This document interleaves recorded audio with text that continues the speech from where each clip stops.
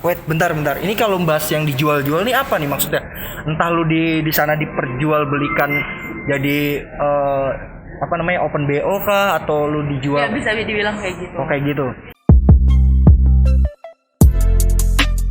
Oke, welcome back to my YouTube channel. Kembali lagi sama gua Heri Saputra. Oke, mungkin ada Instagram mau di-share nggak? Instagram gue Hanicon. Oke, bentar. HANNYCHON. Oh, deh. Dan di video kali ini gua akan ngobrol-ngobrol sama teman gue ini yang pernah punya kasus di negara orang lain di Malaya. Jangan sebut negara. Oh, jangan sebut. Enggak apa-apa lah, sebut aja enggak apa-apa ya. Jadi dia punya masalah di mana waktu itu dia pernah kena imigran ya, kasus di sana ya. Ya lu kayak dijebak gitu sama orang gitu ya. Itu enggak, masalahnya ceritanya gimana nih? Kok bisa sampai kayak gitu loh? Ya awalnya gue tuh gini ya. Gue tuh lagi stres di Indonesia. Terus udah gitu, ya gue cuma mikir gue mau liburan, gue mau nenangin diri gue. Yeah. Terus juga gue kebetulan punya teman di sana. Udah beberapa teman gue karena gue sering bolak-balik sana kan. Terus kalian juga banyak yang nitip barang sama gue. Jadi gue kesana aja. Oke. Terus gue pesen tiket. Gue masih inget banget. Gue malam-malam itu pesen tiket. Itu sekitar jam berapa lu pesen tiket? Sekitar jam 8. Jam 8 malam ya? Jam 8 malam gue pesen tiket. Jadi gue flightnya besok pagi jam 11.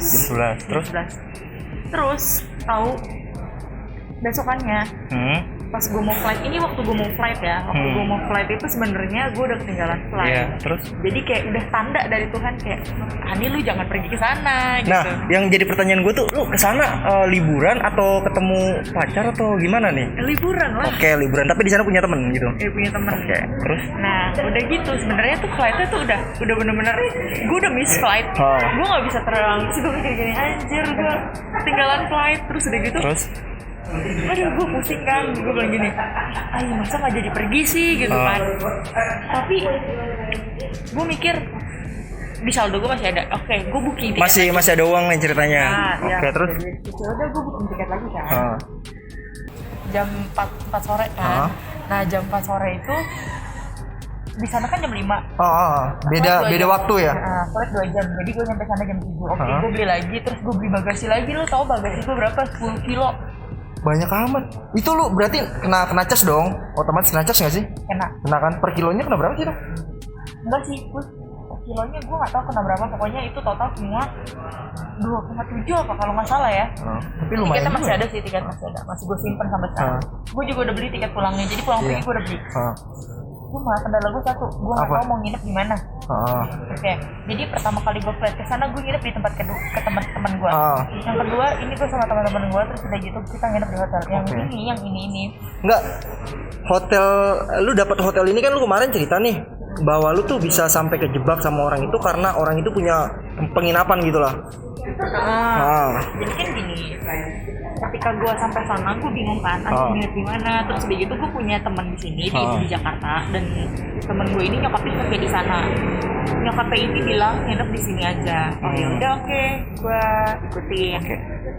Tapi ternyata orang yang direkomendasiin ini ternyata dia ini gue salah kira. Gue kira dia orang baik-baik, tapi ternyata enggak. Oh jadi maksudnya gini, gue sekarang nanggep nih cerita dia gimana. Jadi ceritanya dia pengen kesana karena nggak punya penginapan, jadi akhirnya dia tuh booking penginapan di sana dulu kan.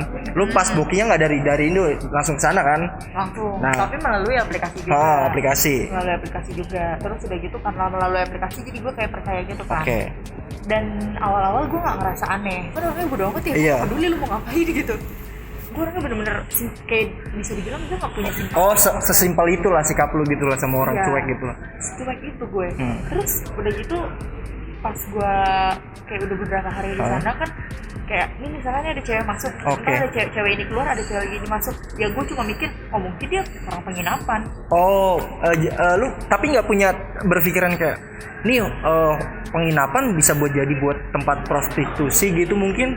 Lu nggak punya kepikiran sampai ke situ gitu? Enggak, sama sekali gue nggak ada pemikiran ke situ. Terus udah gitu orang itu gue lihat dia kayak pakai kaca, terus pakai pipe gitu. Gue nggak tahu itu dia ngapain. Gue kira nyisa. Terus bukan nyisa tuh. Apa tuh? Drugs. Sabu. Jatuhnya gitu. Jadi lu bener-bener ngelihat dari mata kepala lu sendiri atau gimana? Nangis sama gue, dia nangis dia bilang tolong. Udah gitu dia, gue ngomong bahasa Inggris, dia nggak ngerti gue ngomong apa. Bahasa dia gue juga nggak ngerti, dia juga nggak bisa bahasa Indonesia, mampus. Gue nggak tahu ini ngomong apa, kayak ngomong kayak gitu. Terus udah gitu. Jadi lu kayak miskomunikasi gitu ya? Kayak miskomunikasi ya, gue nggak paham bahasa lu nggak paham bahasa gue, jadi gue gimana? Gue udah pakai bahasa internasional, lu juga masih nggak ngerti. Masih nggak ngerti?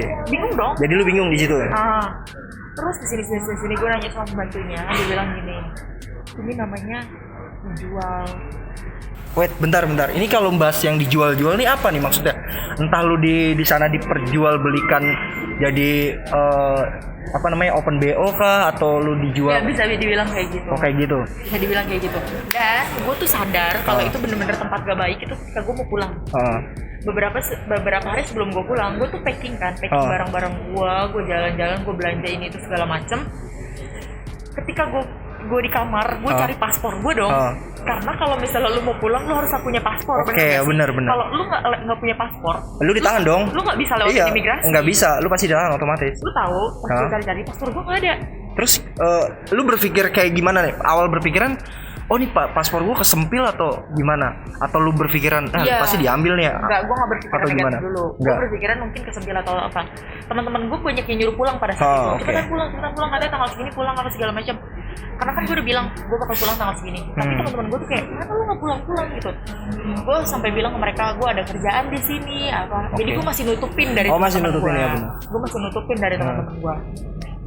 Sampai akhirnya ini si orang ini bilang, kamu jadi gini, kalau kamu mau ini kamu bayar Rp5.000 atau dia bilang kamu kerja sama saya. Jadi gue masih nutupin dari teman gue, hanya beberapa teman gue yang tahu keadaan genting gue ini. Terus udah gitu si lamper ini bilang gini, ya udah sekarang juga lu telepon 999. Suruh nelfon polisi daerah sana gitu. Iya, lu lapor polisi sekarang juga, dia bilang gitu. Gue telepon, gue cerita, gue bilang gue ingin ngelaporin satu kasus drugs. Jadi kasusnya dia tuh dia posisi dari Indo untuk ke Malaysia itu untuk liburan gitulah. Nah ternyata pas liburan itu dia di penginapan itu, yang punya penginapannya itu ternyata dia mafia gitu. Kalau kalian menonton merasa nggak ini juga, sorry banget, ini soalnya gue bikin videonya di tempat keramaian, jadi mohon dimaklumin aja ya kalau misalkan suaranya agak pecah atau berisik gimana, sorry ya. Nah, gue lanjut lagi nih ya. Jadi pas langsung lu tahu hal itu, pas di penginapan itu, lu punya pikiran gimana? Lu melarikan diri kah atau gimana kah? Gue mau melarikan diri, tapi paspor gue gimana? Oh, paspor lu posisi masih ditahan ya? Kalau gue lari pun gue bakal ditangkap polisi dan gue yang salah. Iya benar. Gue gak punya paspor, gue gak punya identity di sana. Itu negara orang coy, bukan negara gue sendiri. Iya gak sih? Bener. Kalau gue di negara gue sendiri, gue gak bawa KTP pun gue masih santai coy. Masih oke lah gitu. Iya benar. Ini negara gue ya. Asal lu punya duit, selesai. Kalau ini negara gue gitu, tau gak sih? Nah, terus lu habis tahu semua itu dalam penginapan lu secara nggak langsung, hotel lah, dalam penginapan lu itu tuh lu pas tahu hal itu ada prostitusi, ada mafia juga, terus ada jual narkoba juga. Nah lu terus abis itu ngelapor ke polisi langsung atau gimana? Ya kan gue bilang, gue telepon temen gue dulu, gue tanya gue harus apa, karena bener-bener gue bingung kayak orang, ya bingung sebingung-bingungnya. Tau nggak, itu jantung gue langsung lemes kayak anjir gitu. Gue kejebak dalam situasi kayak gini. Kalau misalnya gue beneran dijual gimana? Mampus gue. Lu pengen dijual, dijadiin itu kan open gitu sama dia gitu. Tapi sayangnya gue bukan orang kayak gitu. Bukan iya aja. Berarti secara nggak langsung tuh lu lebih cerdas daripada dia. Ya, bener dong kayak gitu. Nah udah gitu gue telepon tuh kan. Tahu nggak itu apa? Jadi pas gue telepon polisi mereka keluar terus? Tapi mereka nggak tahu ya. Mereka keluar, apartemen dikunci. Terus gue tuh kayak di jeruji apartemen kan, apartemen itu. Terus ini ada pagar besi. Iya, kayak pagar besi gitu. Terus udah gitu polisi bilang gini, saya nak tanya dengan rinci, bilang gitu. Ini bukan orangnya. Terus gue kaget dong. Iya, bener. Terima kasih. Kita udah lama cari orang ini. Tapi itu pas lu ditanya kayak gitu, diinterogasi kayak gitu, pas udah sampai di kantor polisi? Enggak, atau? Gue masih di tempat. Terus dia nanya mana orangnya. Gue bilang orangnya nggak ada di sini, orangnya keluar. Akhirnya oke. Orangnya keluar, itu nunggu tuh 1 hari lebih, gila loh. Udah gitu gue nggak 24 jam nggak tidur. 24 jam udah gitu makanan tuh cuma ada Indomie doang, lo kebayang nggak? Iya sih. Kayaknya kalau gue di posisi lu mungkin ya sangat sulit banget ya, karena lu di negara orang dan lu semua identitas lu nggak ada dan pasti bakalan panik dong ya kan. Panik gak? Masa enggak. Nah itu tuh lu setelah diinterogasi nih di bawah kantor polisi tuh, itu berapa lama kira-kira lu Interogasi di kantor polisi tak lama sih, cuma sehari doang. Bikin statement kan. Statement yang pertama untuk lapor ke mahkamah. Oke, kita ke ruangan situ. Terus udah gitu ditanyain handphone kamu mana. Tuh diambil sama polisi cewek. Terus diambil kan, dibilang ini handphonenya dibalikin kan. Terus dia lihat handphone gua. Dia lihat handphone gua, dia cek. Gue bilang mau ngapain, gue bilang gitu kan. Jadi lu agak sedikit secara nggak langsung lu agak panik sedikit lah gitu ya? Enggak, gue nggak panik sih, orang di handphone gue nggak ada apa-apa aja. Cuman seenggaknya lu tuh kayak nanya, ini mau ngapain kok handphone gue pakai diambil-ambil gitu? Mungkin lu berpikirnya kayak gitu? Enggak sih. Atau enggak? Enggak, karena kan gue nggak disangkut pautkan jadi sama lu, mereka. iya, jadi lu menyerahkan barang bukti, mungkin si polisi ini entah mau ngecek handphone lu ya kan, mungkin biar dia percaya lu nggak mengikuti circle-nya mereka ya kan. Terus udah gitu dia bilang gini, ya takut ada apa-apa, dia bilang gitu. Terus gue bilang gini, ya udah lihat aja situ orang nggak ada apa-apa. Terus gue bilang gitu kan, paling fotonya Levi ada aja. Udah itu jangan sebut, udah itu nggak masuk pembahasan. Terus lagi ya guys. lanjut. Ya terus udah gitu dia bilang gini, dicek handphone gue, oke aman kan. Terus bilang gini, gue boleh megang handphone tuh. Gue kira besokannya gue boleh pulang. Gue kira ya, abis buat statement. Ternyata besokannya tuh pagi-pagi banget, itu gue datang ke mahkamah tinggi Kuala Lumpur. Gue pergi ke mahkamah tinggi Kuala Lumpur, itu bikin surat perlindungan anak, ya. Bukan ya, gue nggak tahu, pokoknya intinya minta surat kalau misalnya gue ini dilindungi gitu. Jadi kalau misalnya gue gimana, kayak titipan lah gitu.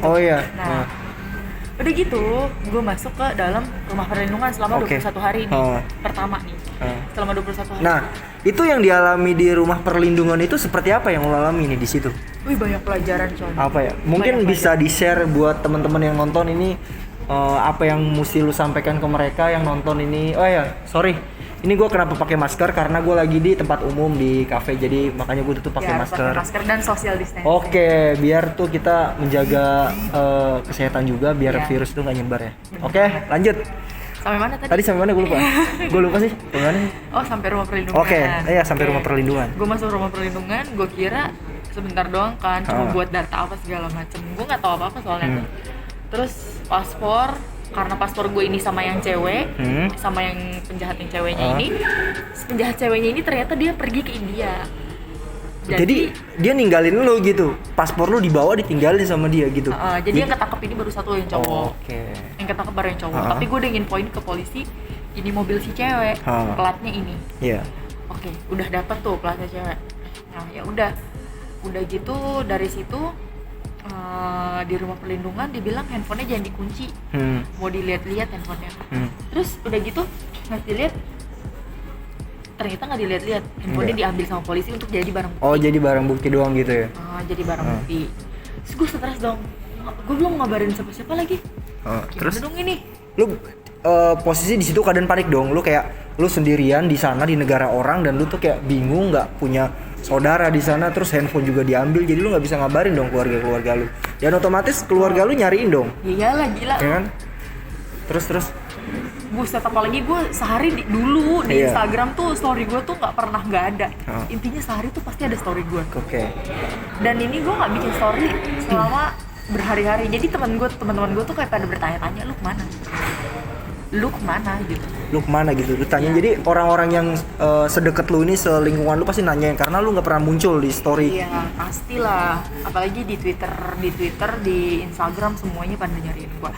Terus gitu di rumah perlindungan tuh gue ketemu banyak orang. Terus gue tanya, ada yang satu namanya Ama. Gue tanya sama Ama kenapa bisa masuk sini, dia orang Medan. Sebenarnya orang Jawa tapi dia tinggal di Medan. Terus dan si Ama ini bilang, Ama tuh waktu itu diajakin kerja, dia bilang gitu kan. Tapi janjinya buat visa apa segala macam. Terus udah gitu ternyata nggak dibuatin visa, gaji nggak dikasih. selalu dipukul. Itu temen lu ini yang lu bilang orang Palembang itu, yang mana orang mana? Medan. Orang Medan itu dipekerjakan sebagai apa? Pembantu sih. Pembantu. Oh iya, pembantu. Jadi gua kayak anjir, kalau nyokap gue yang diginiin, gila udah gue tendang tuh orang. Iya sih, menurut gue tuh kayak udah gitu umurnya udah 50 tahunan. Gila, itu udah harus kita hormati banget. Dia sampai ada bekas di sininya tuh pisau. Dipukulin pakai pisau. Iya. Gila sih. Terus kepala dipukul pakai teflon apa segala macam. Pokoknya memar-memar biru semua. Pokoknya tuh semuanya tuh pada tahu kalau misalnya waktu dia pertama kali masuk rumah perlindungan tuh kurus. Ya pastilah karena tekanan gitu, batin. Jarang makan, banyak bekas luka apa segala macam. Udah gitu gaji nggak pernah dikasih. Sedih banget sih. Iya. Udah gitu misalnya nih barang majikannya rusak. Contoh barang majikannya rusak, tapi bukan salah dia. Nanti dia yang dipukul. Udah gitu gaji dipotong. Ini buat bayar ini ya. Kurang ajar nggak? Kurang ajar banget menurut gua. Itu menurut gua ada gimana ya, nggak pantas banget untuk jadi patut ditiru gitu. Bos-bos kayak gitu, majikan kayak gitu nggak patut buat ditiru soalnya. Ya kan?